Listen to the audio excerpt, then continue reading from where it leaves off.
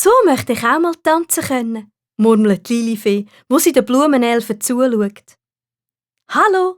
flüstert Prinzessin Lilifee und berührt sanft eine kleine Elfe. «Wie heissest du?» «Violetta», sagt die Blumenelfen überrascht. «Und wer bist du?» «Ich bin Prinzessin Lilifee», antwortet die kleine Prinzessin freundlich. «Meine Freundin und ich möchten tanzen lernen. Kannst du uns helfen?» «Das kann am besten unser Tanzlehrer, der Frederik», sagt Violetta. «Er ist einer der berühmtesten Tanzmeister vom Land und wenn du möchtest, bringe ich euch zu ihm.»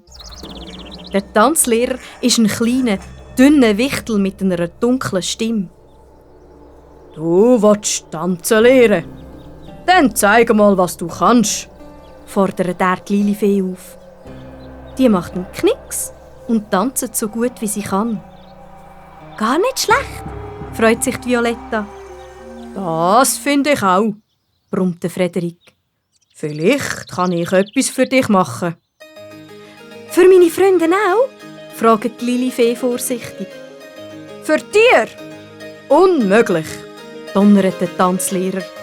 «Dir gebe ich keinen Unterricht. Sie können einfach nicht schön tanzen.»